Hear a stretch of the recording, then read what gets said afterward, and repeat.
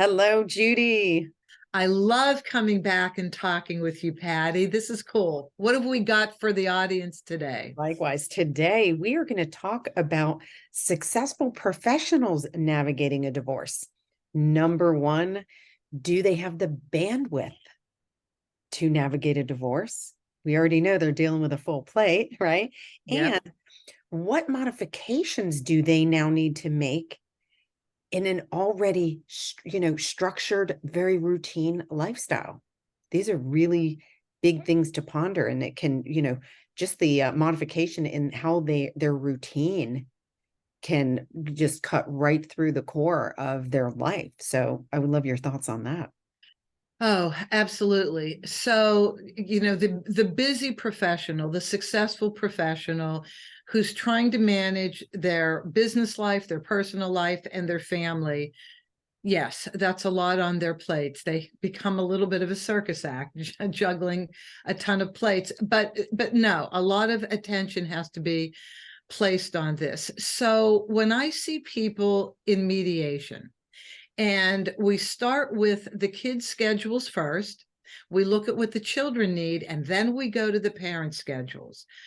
This says everything.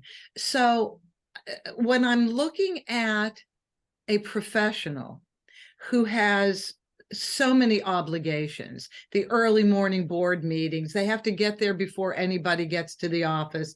They stay later typically than anybody. Then there's the social dinners they have to go to. So much that they have to do, not only in the office, but outside of the office, to maintain the career, to maintain the income that provides for their families. What I started looking at years ago was quality time versus quantity time.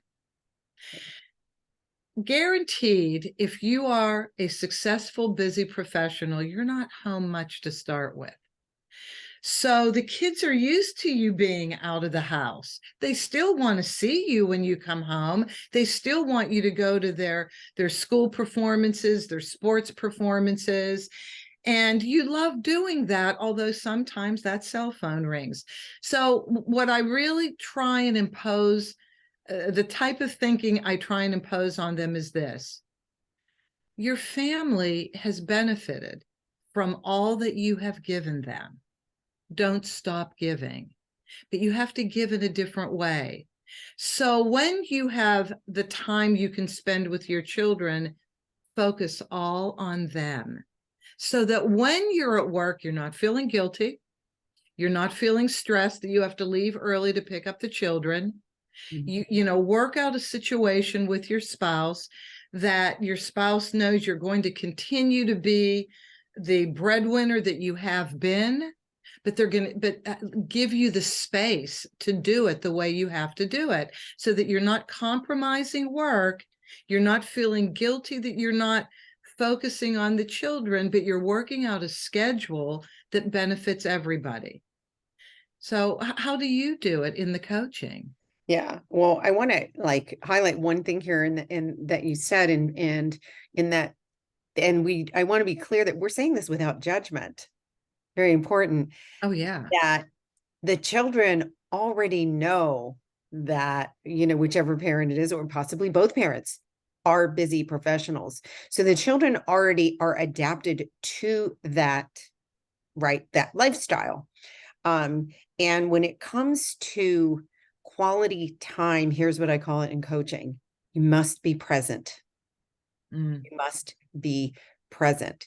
So it's the phone is down, and it can be a short amount of time, but that's how you maintain that emotional connection with when you are able to spend that quality time. And I love it that you having them look at that too, where the children are a point of mutual love, right? Oh, yeah. And so it's a healthy place to start, and then go from there and say, how can we maximize quality time with them, without having this upend again, especially if you're relying, if one is a more of a primary earner. you know, again, you don't want to debilitate that ability, because especially if the family is going to suffer as a result of it.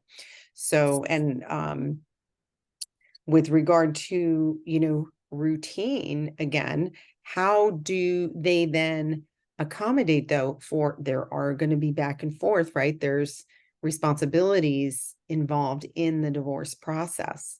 And so it's we talked about how do they make, do they have the bandwidth? They probably don't initially.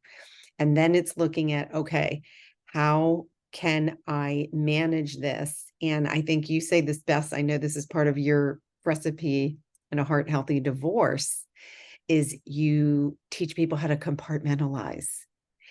And right there, Yes. now they didn't get to where they're at by not knowing how to do it, but it's different when it's an emotionally attached, life-changing event, right? All of a Yes. sudden that discipline that you had can be gone temporarily. So, I mean, to me, those would be the areas that I would focus on. Yes. So I totally agree with what you're saying. The emotion, the fear wrapped up into divorce does seep into the day. And so to compartmentalize the emotion, my gosh, along with compartmentalizing time, that's where being present and mindfulness comes in. But you raised a really good point in what you said, and that is when you're with the children, put the cell phone down. Be very focused and present on the children. More than likely, you're going to be fine. I hope so. I hope we're giving the right advice in this case.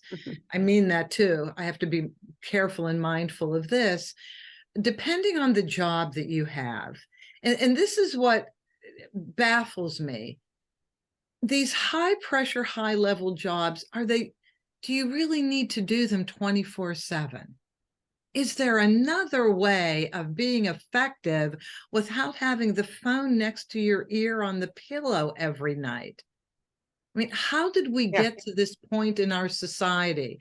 Because I want to go, I want to, address that even if you only have the children 25% of the month, if you focus on them, make it all about them, that will be their world. They will love you for that because it's all about them. And then you'll feel great. You won't feel guilty. And then you go to work and you're focused on that.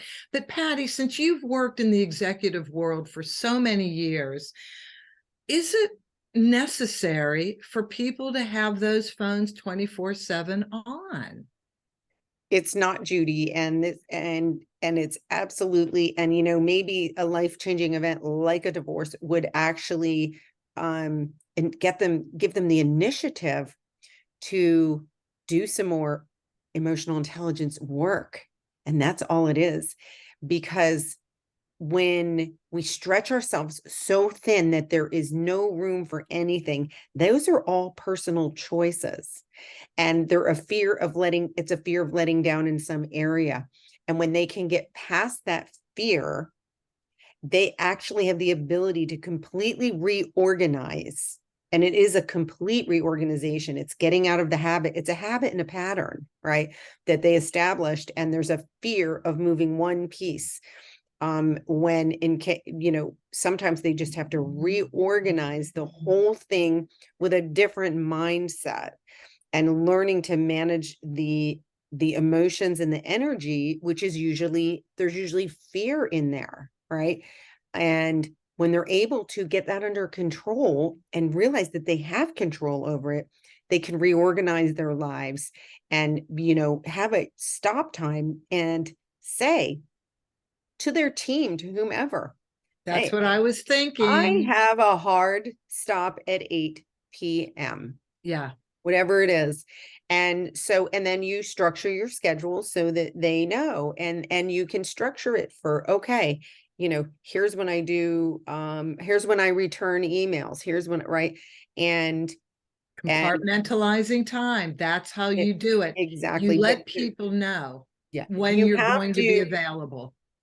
Sorry. exactly, and accept that you do have the ability to shift it. There's never only one solution, is the point. But you need to open yourself to a new perspective when you, with the emotional intelligence, allows you to really have clarity and confidence that nothing's going to fall apart. When they get stuck in a routine and a pattern, by the way, that keeps you from growing too. So it all comes back True. to just the emotional intelligence and having the confidence to change and reorganize is the word I like better. They already know they have the skills, they have the ability, they've done it. Yep. But a lot of times when we use the word change, it feels like they're giving something up. And sometimes to grow, you need to let one thing go to allow space for it to happen. So Okay, that's my advice reorganize is going to be my new word.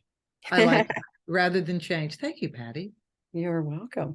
We always, we always have these great revelations when we talk. I love it. I love it too. Thank you. I'm your best audience. All right. Well, on that note, Judy, Till we meet yeah, again. absolutely.